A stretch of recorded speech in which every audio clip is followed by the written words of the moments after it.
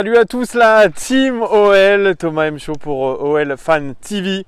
Veille du derby, le match peut-être le plus important pour les supporters lyonnais quand on affronte l'ennemi stéphanois.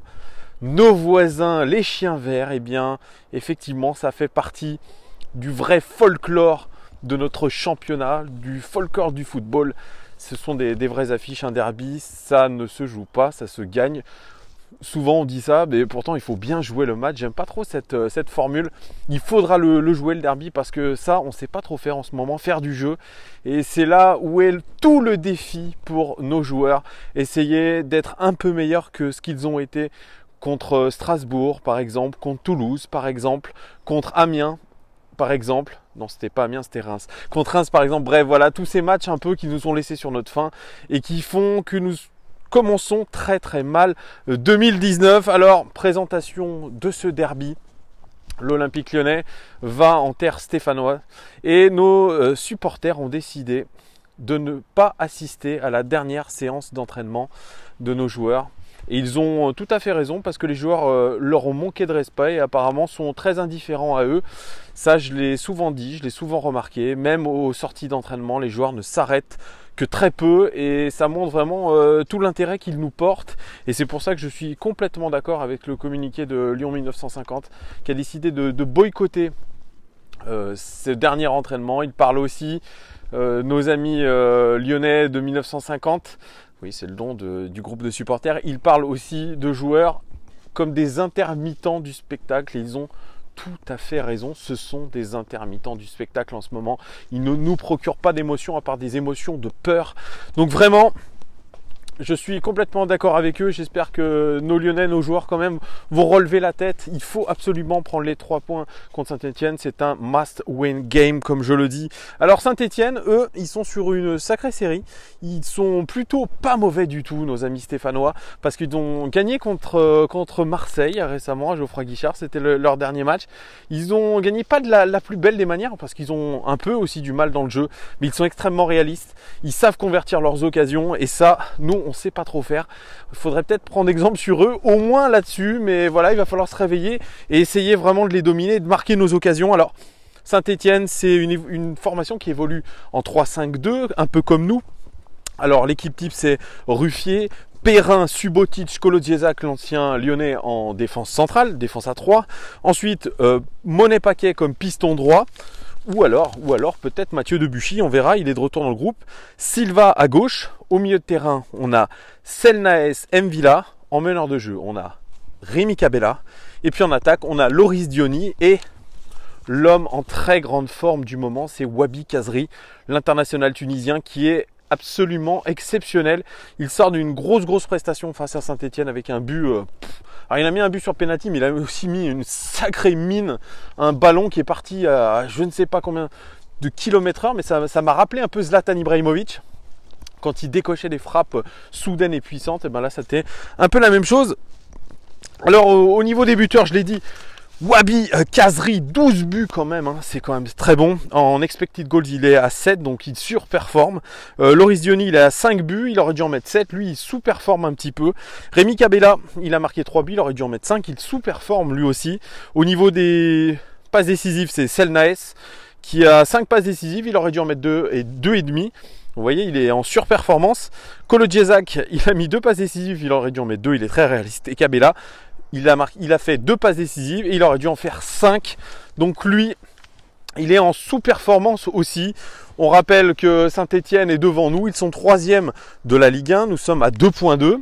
Au niveau des expected goals, ils auraient dû en mettre 30. Ils en ont mis 31. Ils sont extrêmement réalistes et c'est là où il va falloir se méfier. C'est qu'ils mettent les occasions au fond.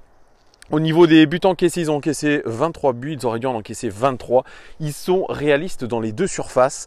Nos amis stéphanois, nos amis, c'est un lapsus, vous allez me tuer. Bref, non, nos ennemis stéphanois plutôt.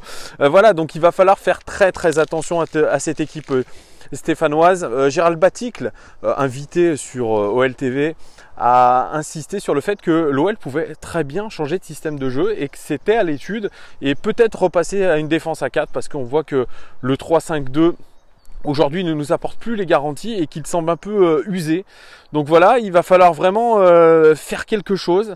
Bruno Genesio a parlé lui en conférence de presse des méformes du moment. Il a parlé notamment de Tanguy Ndombele. Tanguy Ndombele qui est très irrégulier en ce moment. Il a parlé avec lui en lui montrant le fait qu'il était trop bas sur le terrain. Et effectivement, Tanguy Ndombele, il est un peu trop bas. Il a du mal à aller vers l'avant, à jouer vers l'avant et surtout à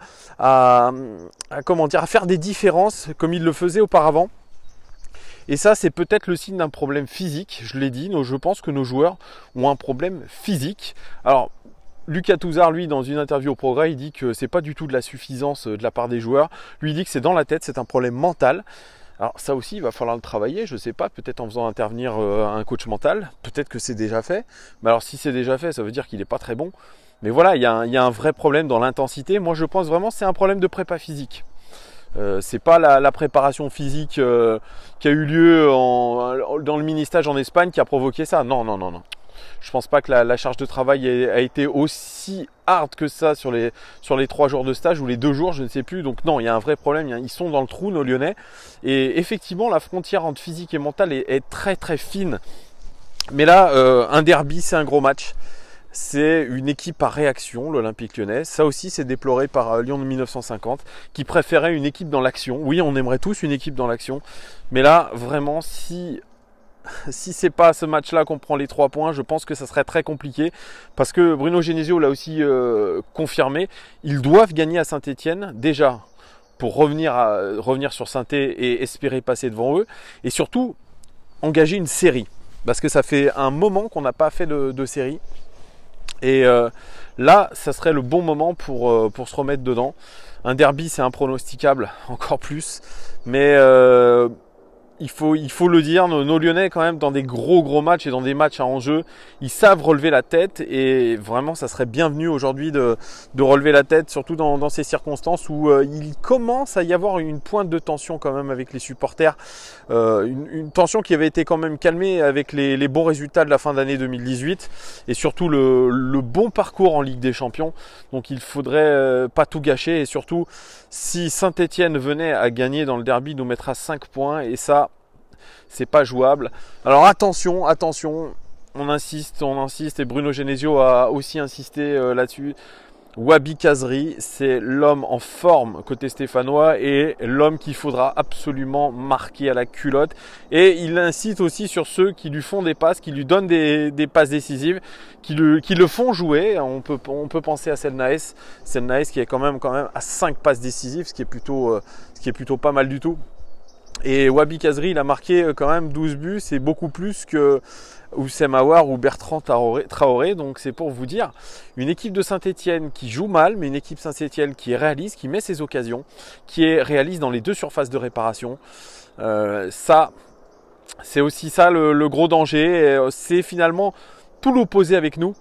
Parce que nous, on n'est absolument pas réaliste dans les 2 surfaces. On tire beaucoup, mais on n'arrive pas à marquer ces buts-là. Alors vraiment, s'il y a un match où il faut se réveiller les gones, c'est le match contre Saint-Étienne.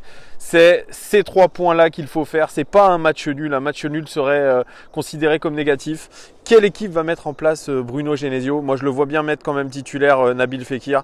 Mettre la grosse équipe titulaire, même Tanguy Ndombele. Et pourquoi pas repasser sur un 4-2-3-1 avec, comme je l'ai dit, Nabil Fekir en meneur de jeu. Et pourquoi pas aussi la titularisation de Moussa Dembélé, une titularisation surprise. Moi je vois bien, avec un Memphis Depay à gauche, un Bertrand Traoré à droite, et puis le double pivot Aouar Ndombele, et puis la défense centrale Marcelo Denayer. Et allez, à droite je dirais quand même Kenny Tété, et à gauche Ferland Mendy. Je le vois bien comme ça, on verra si je me trompe régulièrement, je me trompe sur la composition d'équipe. Et puis pronostic. Allez les gones, je vais dire victoire de l'Olympique Lyonnais, victoire 2-0 en terre stéphanoise, je me mouille un petit peu, but de Moussa Dembélé et but de Bilon. Allez, j'ai bien envie de dire Bilon. Voilà les gones, vous dites-moi ce que vous pensez de ce derby, est-ce que vous pensez qu'on va le gagner enfin? Est-ce qu'on va engranger un début de série positive? Est-ce que vous êtes confiant? Quelle équipe vous voyez sur le terrain? Qui aimeriez-vous voir jouer aussi? C'est important. Et puis, mettez-moi vos pronostics aussi dans les commentaires. Mettez-moi tout ça. On va discuter de ça. Et puis, on On va voir, peut-être que vous êtes d'accord avec moi, peut-être que vous n'êtes pas d'accord. On verra bien. En tout cas, je vous donne rendez-vous lundi pour le débrief de ce match. Je l'espère, on va gagner. Allez les gones!